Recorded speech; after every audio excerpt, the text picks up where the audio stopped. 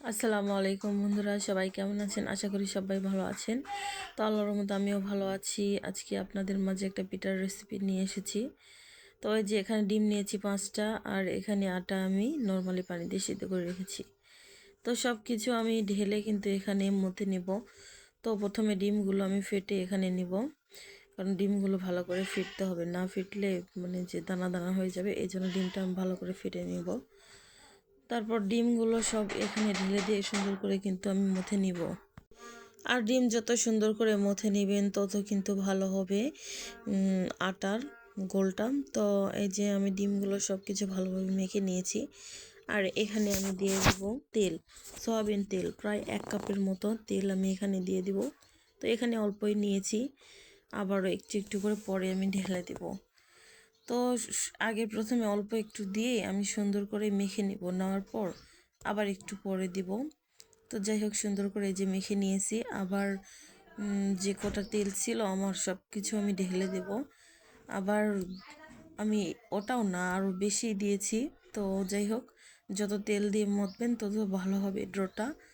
তো অবশ্যই এভাবে বানিয়ে খাবেন, অবশ্যই ভালো লাগবে। আমাদের এখানে ফুল পিঠা বলে এটাকে। তো এই পিঠাটা কিন্তু অনেক মজার হয়। তো সুন্দর করে এই যে আমি একটা ড্রো তৈরি করেছি। তো এখন এটাকে আমি ঢেকে নিব, কিছুক্ষণ ঢাকিয়ে রাখবো। তো এই যে সুন্দর করে আমি এখন কাপড় দিয়ে ঢেকে রাখবো। আর এই যে দেখতে পাচ্ছেন আটাটা কত সুন্দর হয়েছে।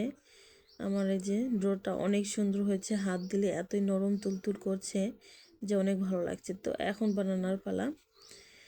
তো এই তো প্রথমে আমি সুন্দর করে একটা গোল বানিয়ে নিব। তো একা এক হাতে আমি ভিডিও করছিলাম, তো যার কারণে আমি দেখাতে পারছি না। তো এই যে তারপরে একটু দেখাচ্ছি, এভাবে গোল করে নেবেন। নেওয়ার পর রাখতে হবে ওই যে মানে ওখানে, মানে 2 হাত দিয়ে চাপা দিলেই কিন্তু পিঠাটা হয়ে যাবে। তো এই তোমার পিঠাটা কিন্তু হয়ে গেল। তো যাই হোক, এভাবে বানালে অবশ্যই ভালো লাগবে, আপনারা খেয়ে দেখবেন। তো যে একটা কিন্তু আমার হয়ে গেল, আস্তে আস্তে অনেক কয়টাই কিন্তু হয়ে গেছে। তো যাই হোক বন্ধুরা, আমি কিন্তু অনেকগুলো পিঠা বানাবো, এই জন্য 2টা নিয়েছি, প্রায় 2 কিলো কিলো হয়ে গেছে আমার পিঠা। সব কিছুই কিন্তু আমার বানানো শেষ। তো এখন আমি ভালোভাবে ভিডিও করে নিলাম। তো এই তো আমি এখন চলে যাব এগুলো সুন্দর করে ভাজতে। তো ভালোভাবে ভাজলেই কিন্তু পিঠাটা ফুলবে, এবং তেল যখন দুধে আমি ভেজাবো তখন অনেক মানে ফুলে বড় হয়ে যাবে। তো সুন্দর করে মচমচা করে আমি ভেজে নেব। তো ওই যে কড়াইয়ে তেল দিয়ে আমি এখানে সব দিয়েছি ছেড়ে, তো এখন ভাজবো। তো অবশ্যই খেয়াল রাখতে হবে পিঠাটা যেন পুড়ে না যায়। আমি সবগুলো এই যে সুন্দর করে নাড়াচাড়া দিয়ে রাখছি, কারণ তলায় লেগেও যায় অনেক সময়, এক পিঠ হয়ে যায়, আবার দেখা যাচ্ছে পুড়ে যায়। এই জন্য আমি মানে দ্রুত নাড়াচাড়া দিতেই হবে। তো এই যে অনেকটা কিন্তু আমার হালকা মানে লাল হয়ে এসছে, বাদামি কালার হয়ে এসছে। তো এখন আমি উঠাবো, আর আরেকটা আমি কড়া করে ভাজবো। তো যাই হোক, প্রথমে এইরকম হালকা ভাজা দিলাম একটা আমি, তাও কিন্তু অনেকক্ষণ ধরেই ভেজেছি। তো সব কিছু আমি এখন উঠিয়ে ফেলবো। তো এত সুন্দর করে তেলটা নিংড়াতে হবে, না ছাড়া তেল অনেক চলে যাবে সঙ্গে। যাই হোক, তেলটা নিংড়ে ভালোভাবে ইয়ে করতে হবে। তো এই যে এখানে আমার ভাজা কিন্তু 1 পিঠ শেষ। তো ভিডিও দেখালাম, এর মাঝে আবারও আমি শিরা, মানে আমাদের এখানে শিরা বলে। তো যাই হোক, এখানে আমি দুধ নিয়েছি প্রায় 10 কেজির মতো, কারণ দুধে পিঠা খাবে, কারণ দুধ অল্প দিলে পিঠাটা ভালো লাগে না। তো এখানে পানি দিতে মানে দিতে দিবে না আপনাদের ভাইয়া, তো যার কারণে আমাকে 10 কেজি দুধেই পিঠা বানাতে হবে। তো কয়টা তেজপাতা দিলাম, আর এই যে কয়টা এলাচ দিলাম। এলাচটা দিলে অনেক সুন্দর একটা ঘ্রাণ হয়।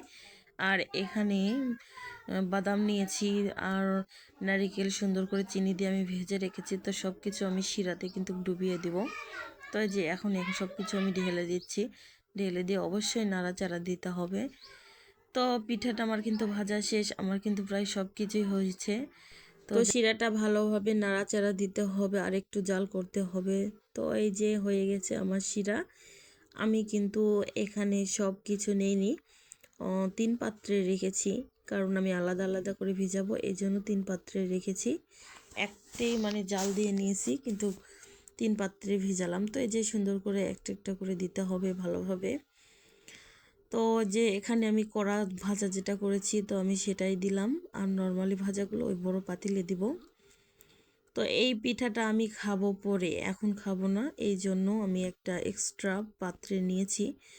আর পাতিলের যেগুলো থাকবে সেগুলো আমরা মানে খাবো সবাই মিলে আর কি। এটা আমি ফ্রিজে রেখে অনেক দিন পর্যন্ত খাবো। আর আরেক পাত্রে আমার মাকে দিব, এই জন্য 3 পাত্রে রেখেছি, কারণ আমার বাপের বাড়িতে দিতে হবে এই জন্য।